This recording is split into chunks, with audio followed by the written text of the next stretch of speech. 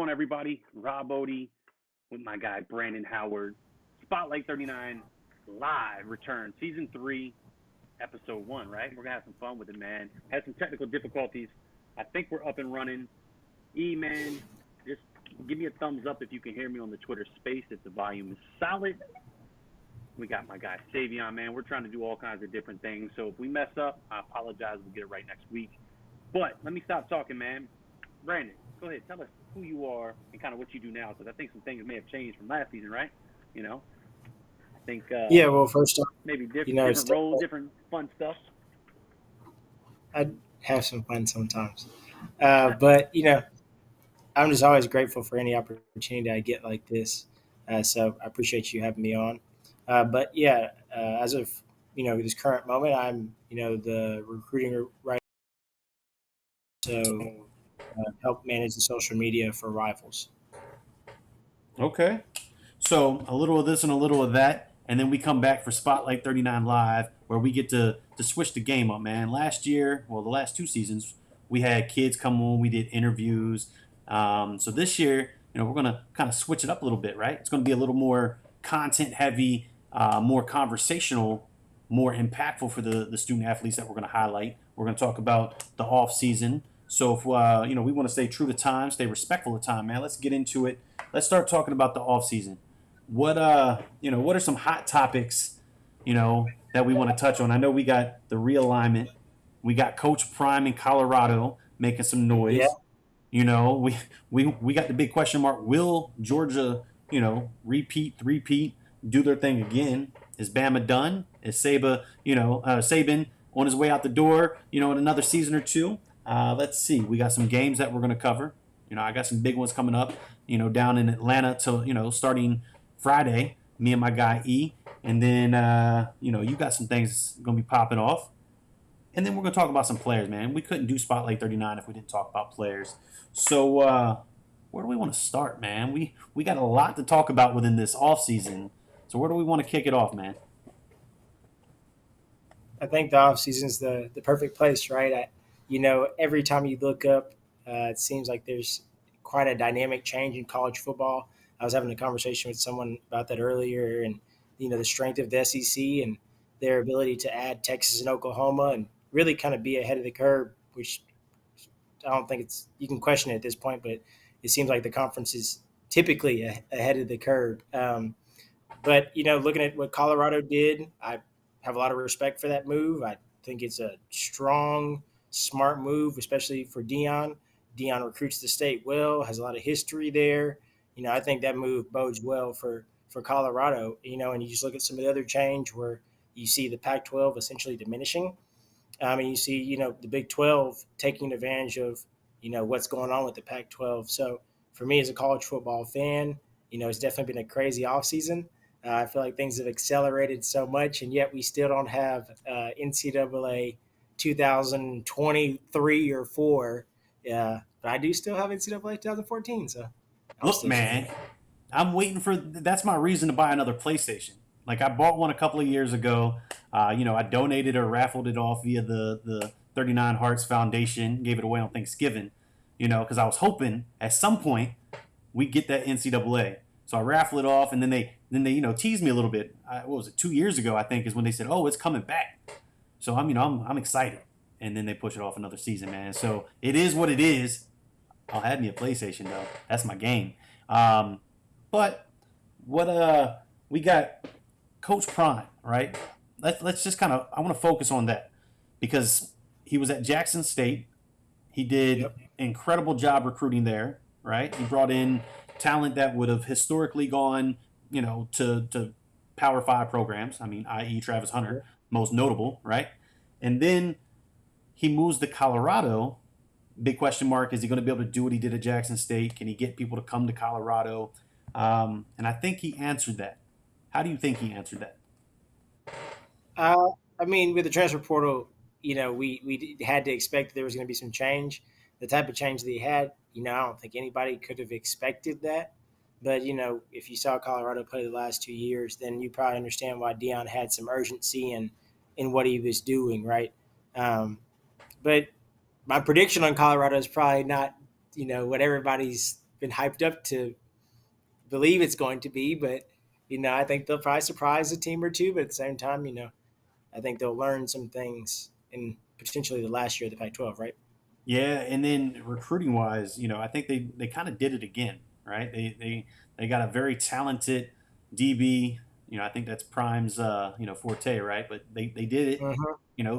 Took him from what was it, Miami? I think is where he was Yep. initially committed, and then brought him out to Boulder. So No, he wasn't committed at all. He was just uncommitted, I okay. believe. Oh yeah, yeah. I was gonna say, I don't even know if the commitment actually took place. There was a lot of drama with that. yeah. But needless to say, we're gonna see what happens now in Boulder, right? Uh, Mm-hmm. Cowboy hat and all. It's gonna be fun to watch. And then let's move to Georgia. Georgia, man, what are they? Number one, number two in the recruiting space right now. For a couple of classes, they've won back to back. Will they three-peat? I mean, the recruiting class tells us so, but they also have a lot of decommits happening right now, right? You got a handful of young men that we're going to talk about here in a little bit that tend to they've been committed and then they've either decommitted and or flipped. So where do we stand in that space? Yeah, I mean, I think if we just take a broad look at college football and just overall standings, they were reached like I want to say Monday. But Georgia comes in at number one, and this is a different space for the a Georgia Bulldog team led by Kirby Smart, who's probably been waiting for this moment his entire life, and obviously has taken advantage of it. Um, look at the Bulldogs roster, and there's definitely a lot of strength in almost every area. Obviously quarterback will be the big transition, but not many people expected much from Stetson Bennett anyway. And they were able to have a lot of success. Even if you just look at the first year, they were able to have success with a solid offense, probably at best that year. I mean, they showed flashes, but it wasn't, anything crazy. But they definitely showed flashes. But across the board, you see stiff competition. I look at college football as, everybody has questions about Alabama's quarterback competition, but, Ohio State had a battle this offseason. There's some questions for several ACC programs. I know Clemson has, the quarterback they want, but, we've only seen him in a small sample size. And, when they faced Tennessee, it wasn't, the most impressive showing, right? So, college football is in a vulnerable state, and I don't say that as a deficit. I say it as a strength, meaning there's a lot of change. It's really more wide open than you think, even though Georgia is very dominant right now. Yeah, I mean, recruiting wise, man, who are some kids that stand out that maybe committed to that committed to Georgia that you didn't have on your board going there? Anybody stand out in that aspect that committed to Georgia that maybe you had going somewhere else? Their class is pretty strong. Following Bama, Bama gives me problems of my own, just because of what they're able to do on the recruiting trail. But from what I've been able to piece together of Georgia's class, and obviously Alabama and Georgia recruit similar kids to a certain degree. Saban's going to take some guys, and Kirby's going to take some guys as well. But across the board, I think Georgia has a very strong class, and even with several decommits and rumored potential more decommits, you can expect that Georgia's going to still be able to replace them. Because one thing about Kirby and one thing about their fan base is that it's very important for them to look a certain way and close a certain way, and he's been known to close strong. And he's put together this class probably the fastest he's put together a class like this. But you have to expect that Kirby's going to have at least one or two explosives left whenever we get to that December month.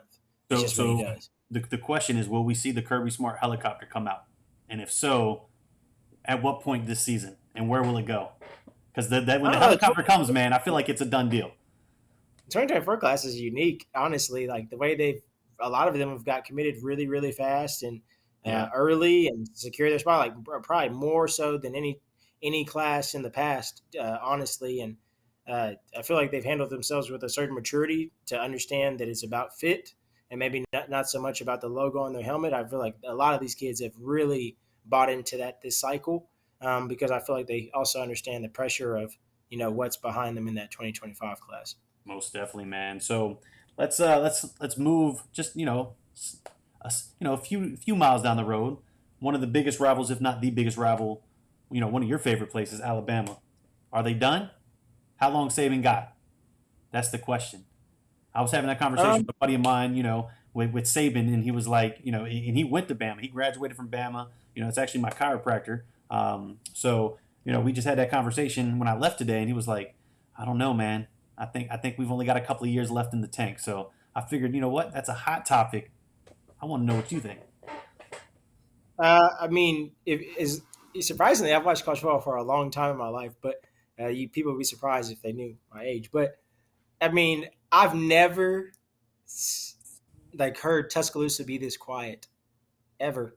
I don't feel like. I know this was a quiet offseason in some aspects, even though it wasn't. But I feel like I've never seen Nick Saban or Tuscaloosa just be this quiet.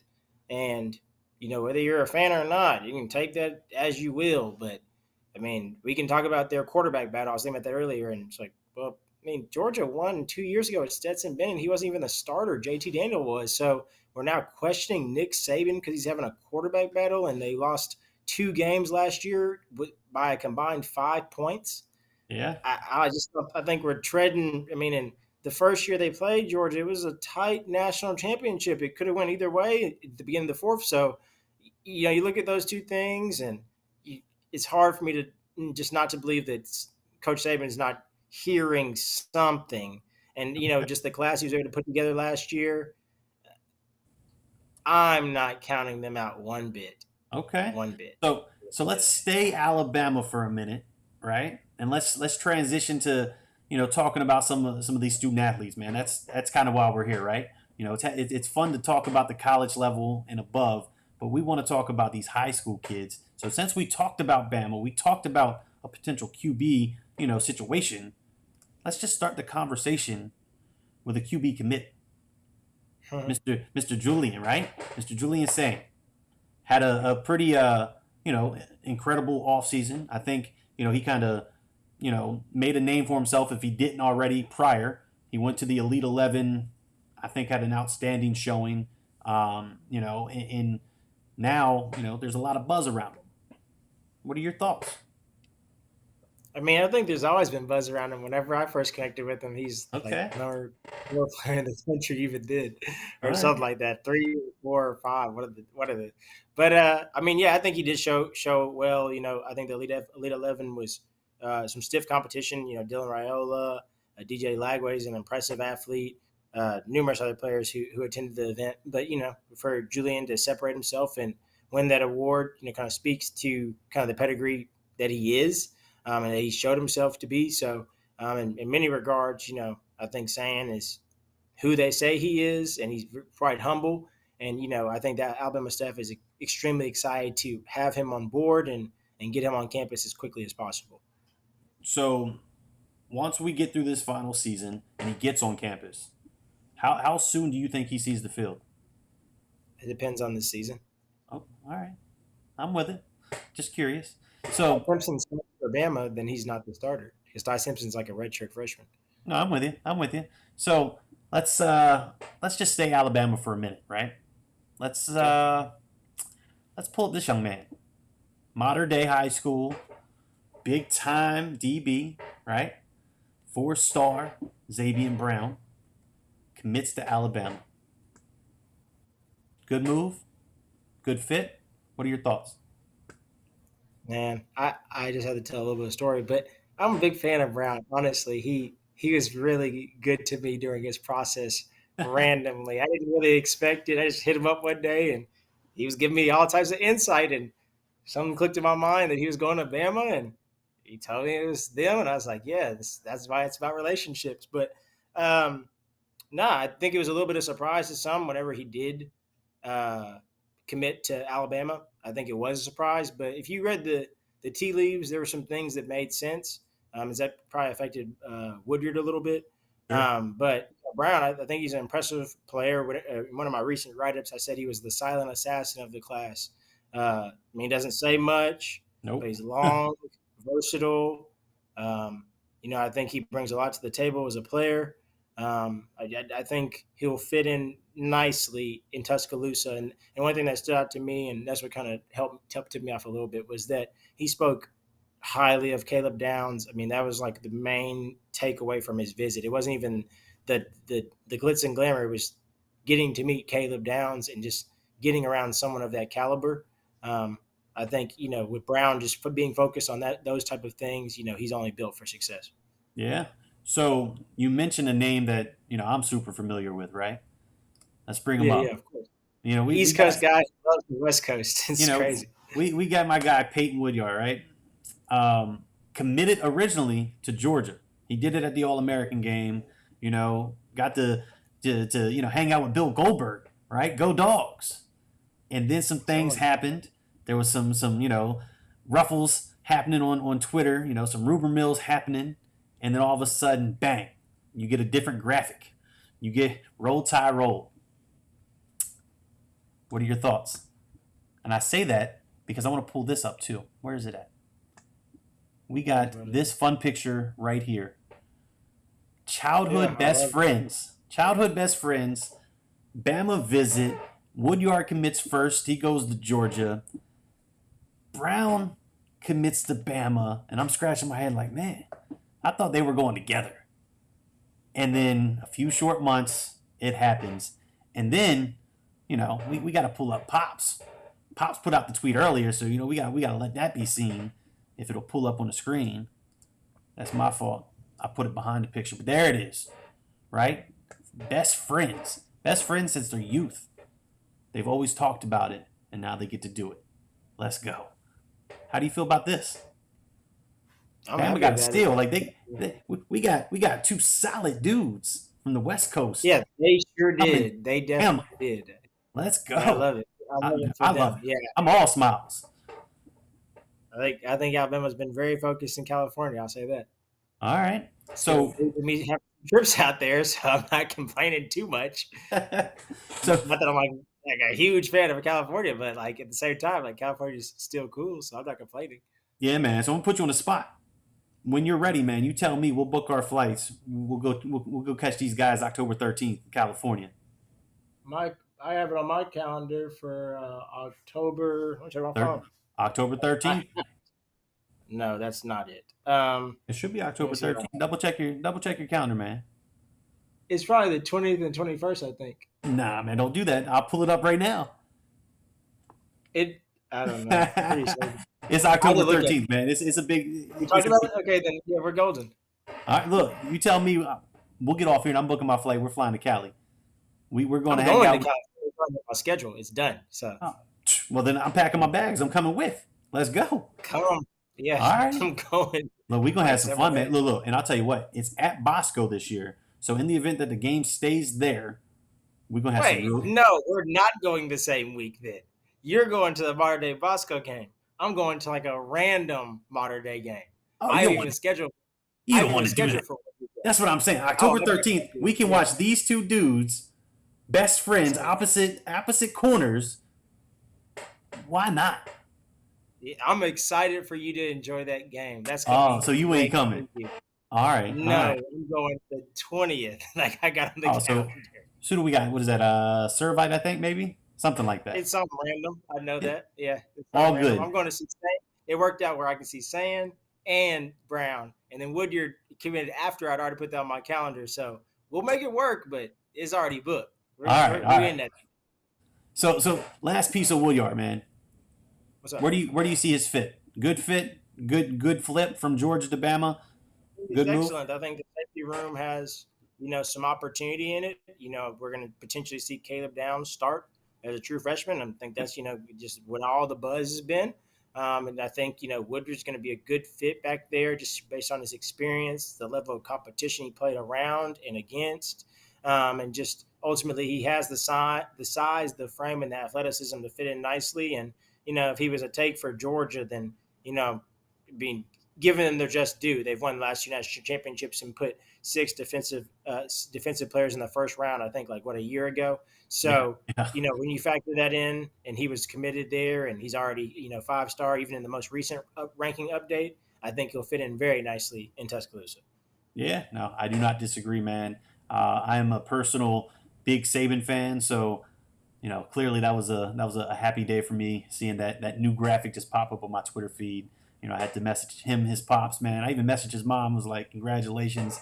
That's pretty cool, man. So who do we want to talk about next, man? We got a list of kids, but you throw me a name, and I'll pull them up. Who do we got? I mean, so who are we? So who are we going with? I think this week, just it's good to take a look at some people who could shine. I think Taz Williams is a name that you had mentioned earlier that you want to Okay, take a look at. there we Right? go. So Red Oak out of Texas, right? Texas. That's football capital. What's Red Oak Stadium? Yeah, what does their stadium hold? Probably 15,000 plus. Probably not. Yeah, Right. you know, That's just smaller than you think. you Yeah. know, just a basic stadium in Texas. But It's actually a basic stadium in Texas, yeah, but it's straight though. It's actually not take that back. It actually does probably hold a decent amount of people. Probably not decent. exactly. Look, man, I'm in Virginia. I think our biggest stadium might hold 4,000 people. I don't know. It ain't nothing special. We got like standard bleachers, like you're at a a softball game or something. But Yeah, Texas is swimming right now. yeah, I mean that playoff game in Grapevine, Mustang Stadium.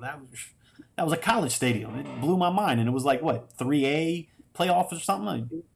Yeah, 5A, and they share that stadium with two teams. But I get what you're going It was for. Yeah, huge. everything's bigger in Texas. I get that. Yeah, it is. So let's talk about Taz, man. What's stood out this offseason, and where do you think he's going to fall in line this season? Is he going to stay true to that 4-star high level guy? Do we see him have that potential to move into that next level, or is he going to have a difficult year going into his junior season?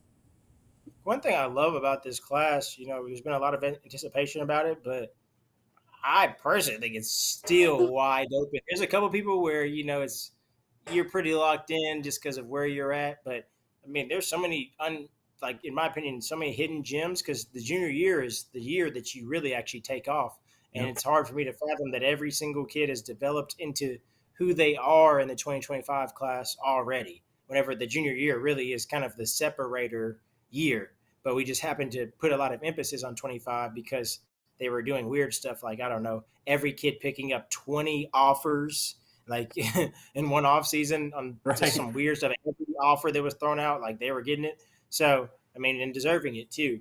Um, but yeah, no, I think Taz is still gonna, he's gonna be a good fit in the Red Oak offense. They have, like some explosion just all around, and he's a focal point of it.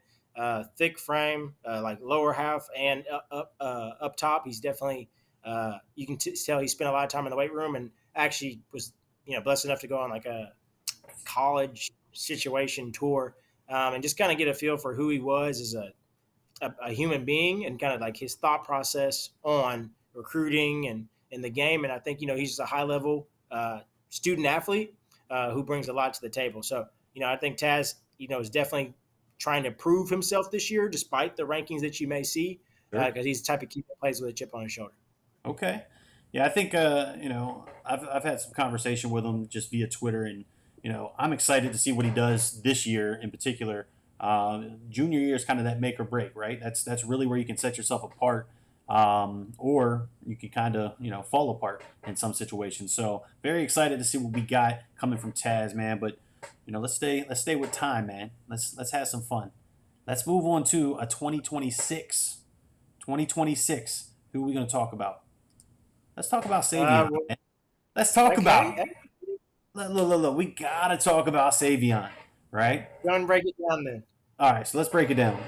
First time I seen this young man, I'm at a small town Massaponax versus Louisa County football game, and there's probably 300 400 people in attendance. Small environment here in Virginia, and then all of a sudden I saw this young man tote the rock.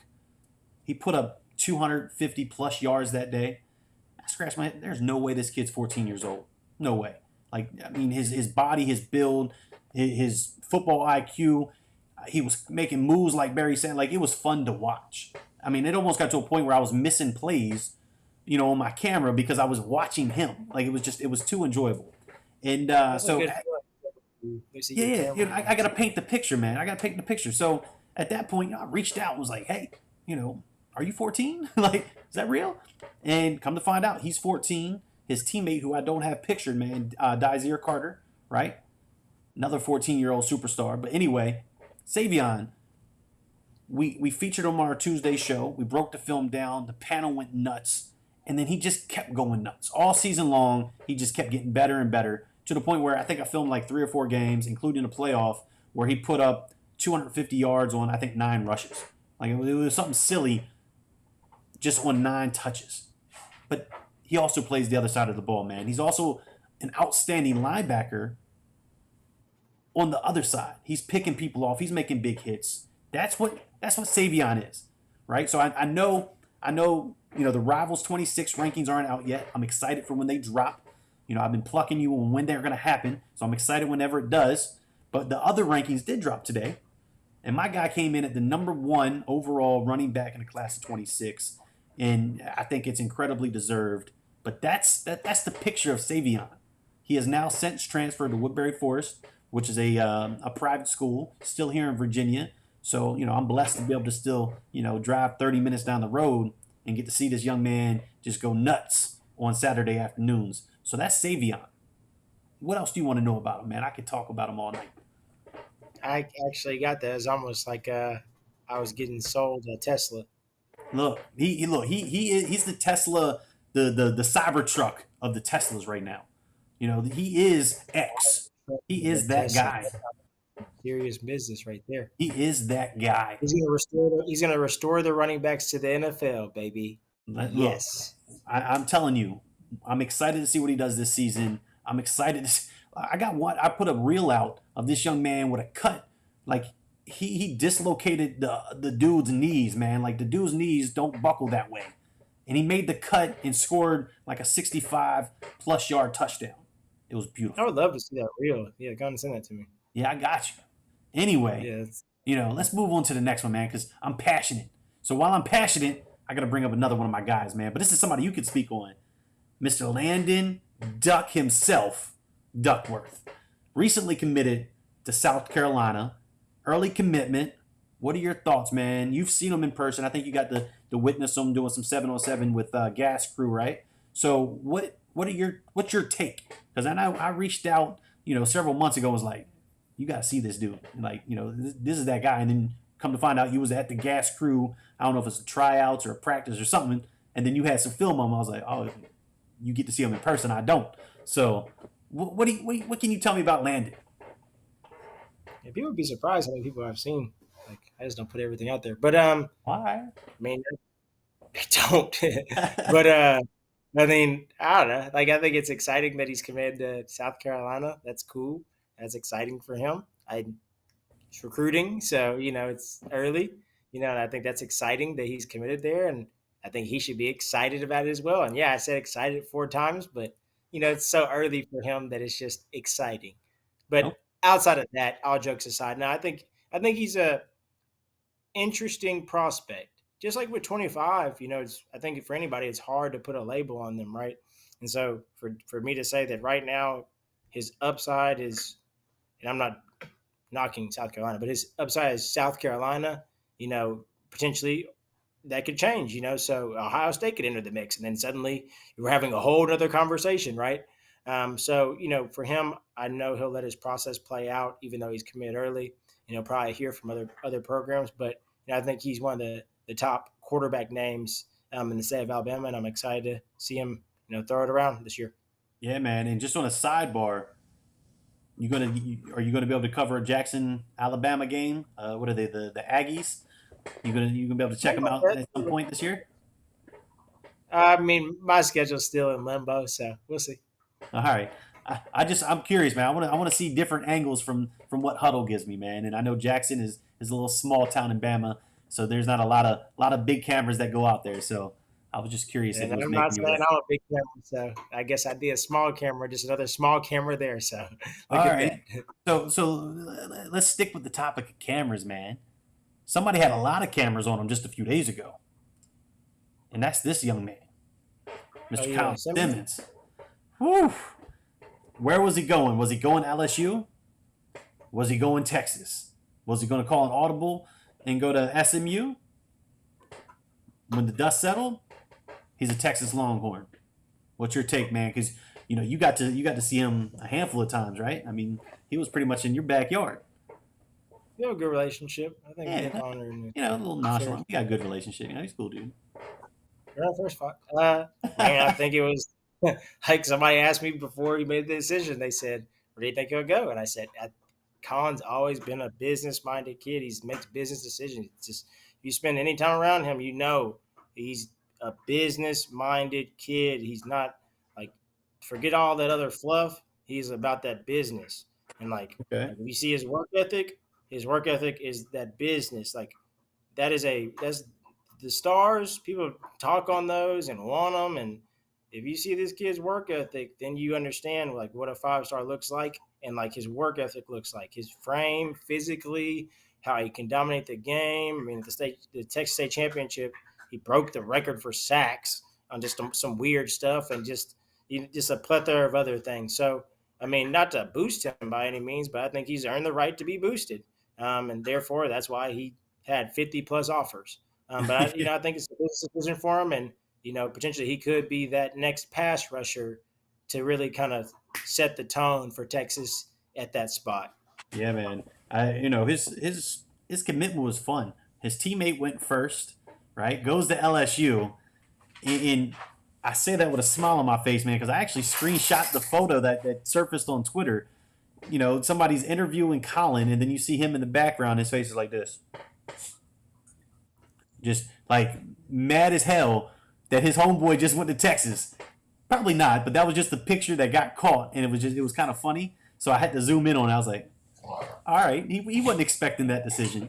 But needless to say, man, I think Colin going to Texas, I think Colin getting the commitment out of the way before the season started, in my opinion, I think was a big deal because I think now he can freely have fun and enjoy his senior season and just go out there and ball out with his teammates, with his boys, his brothers, and enjoy the game rather than deal with a lot of the commotion, and people putting out in the news that, it's leaked that he's going to LSU. He's going to catch a bag. He's going to get that LSU money.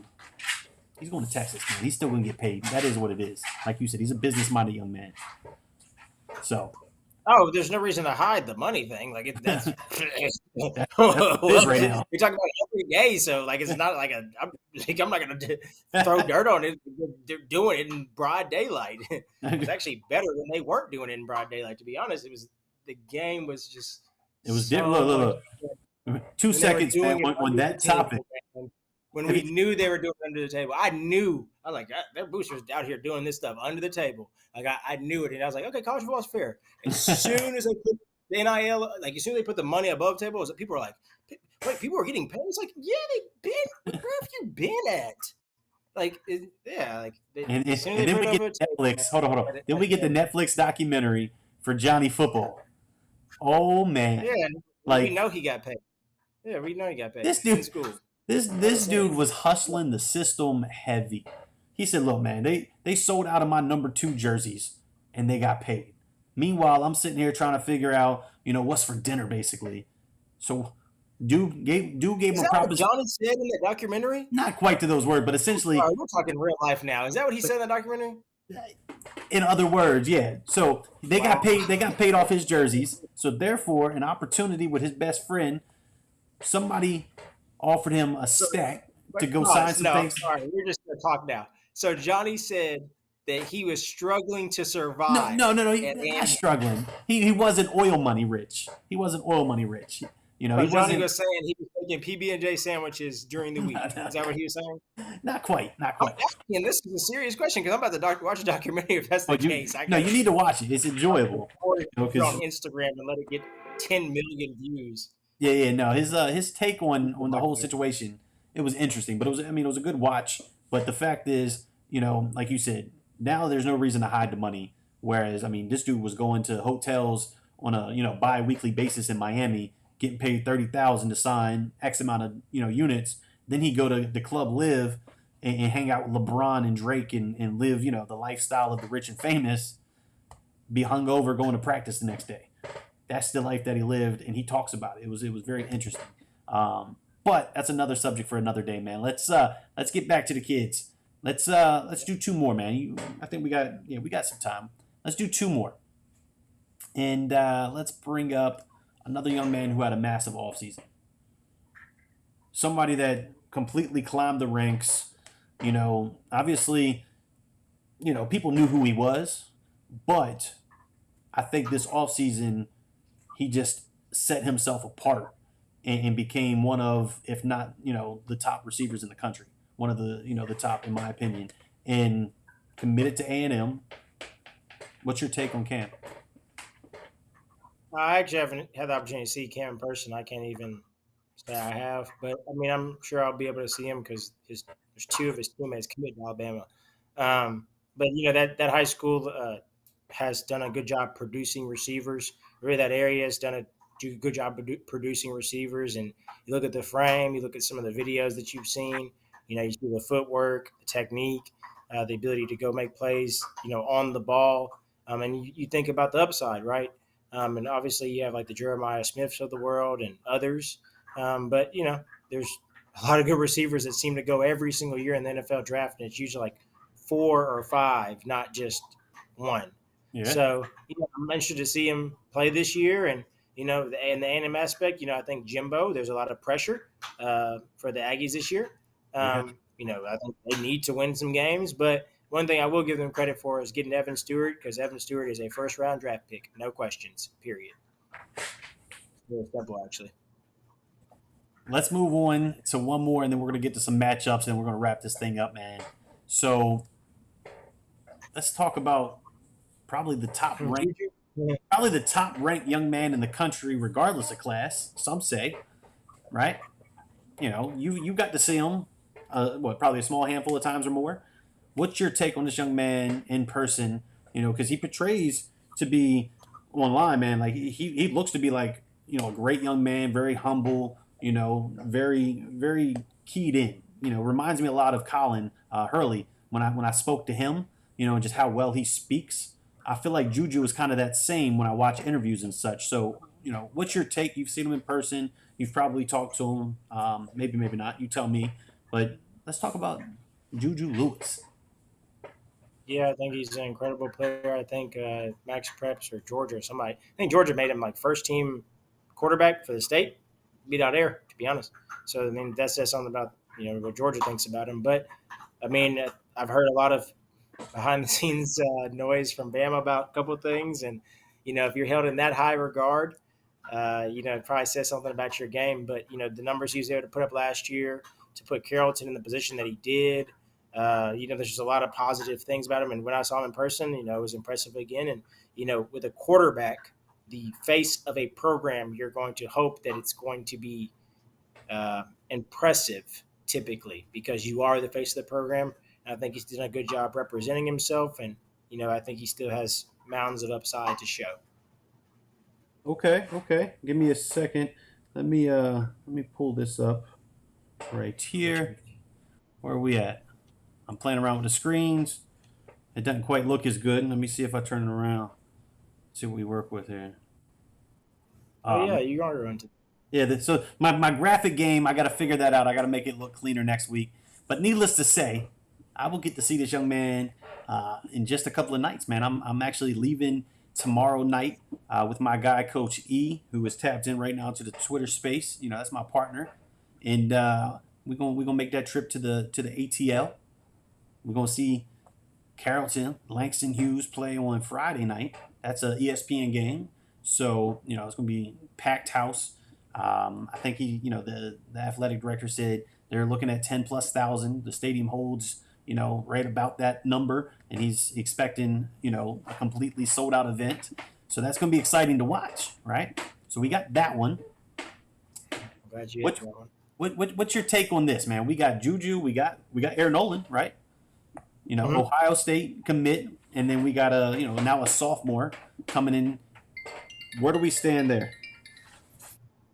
I think Langston Hughes is the defending state champ, so you're going to have to go with the defending state champ, especially when they have a quarterback committed to Ohio State who's, 2 years older than the other one. I think Juju is going to definitely show up to play, and they definitely have they definitely have the ability to beat them. I think they have the ability to beat them, but I think Langston may just end up having too much.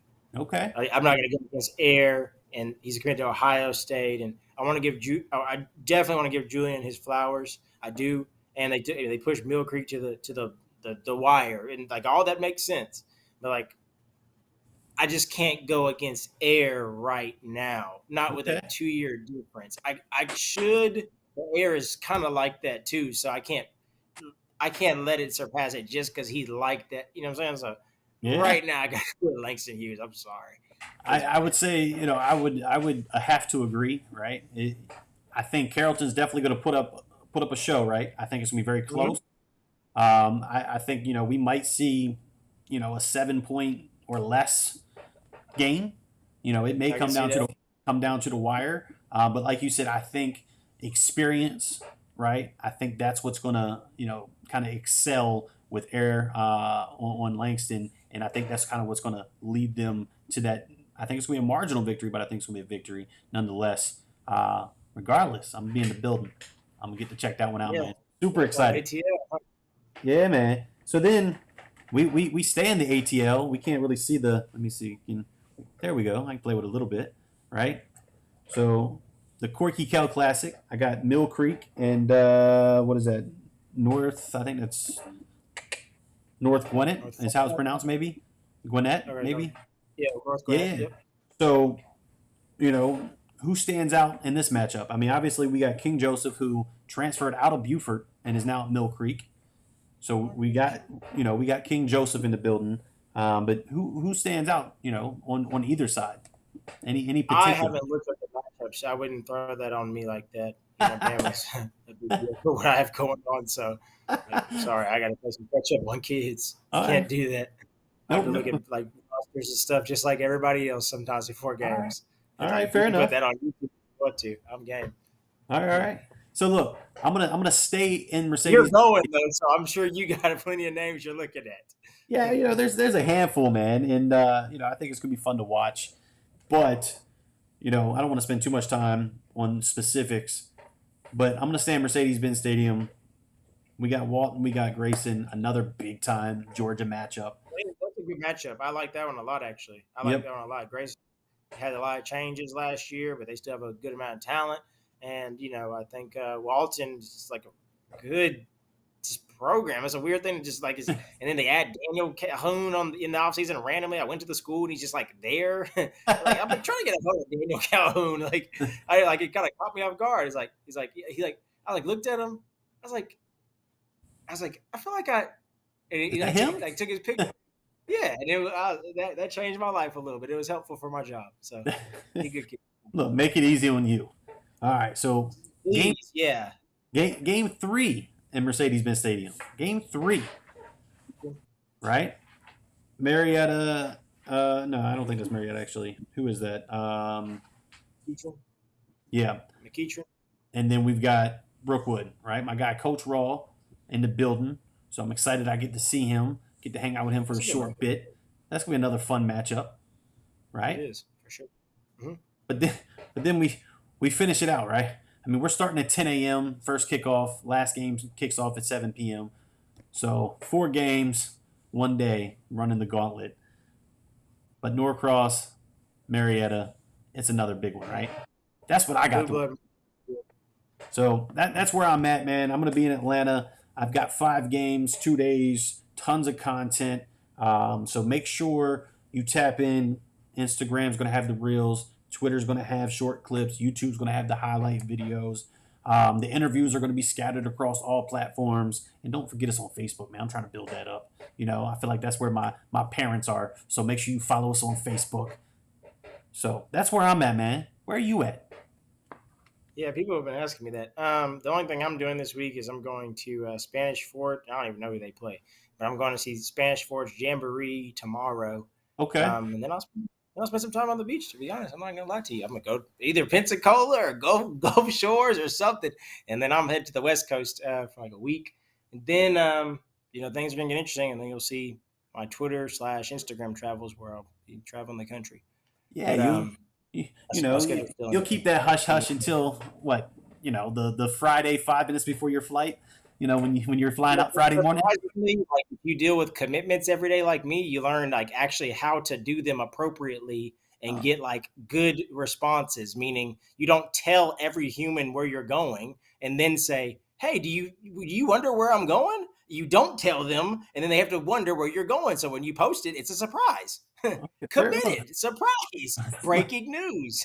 Look, So- man, I've only let out 1 week so far where I'm going. Some may know where I'm going the following week, man. We'll talk about that next week. But let's wrap this thing up. I don't even know if the Twitter space is still popping. I think it is. I'm excited to kind of run this back and just see how it flowed, so we can improve next week. But this was a good first start back on a new season, new topics, new conversation, man. So any closing remarks, anything that we didn't touch on that you just want to throw out there, any bold predictions, any breaking news, I don't care. You tell me before we close this thing out. Yeah, I mean, shout out to obviously the sponsor. Obviously without that, nothing's possible without sponsorship. So grateful, for the brand that's sponsoring us. And Rob will talk about that a little bit more. But I'm excited for the season, and personally, I still have some things I need to work out in tow as far as my schedule. But I mean, if you hear from me, you hear from me. Hopefully, I'm creating some buzz for the sport. Yeah, man, you certainly create some buzz. Your Instagram's a lot of fun. Your Instagram, we dropped the Michael Orr joint earlier, and it just went nuts, right? I mean, the content is heavy. You got the content on lock. Spotlight 39's got the content on lock.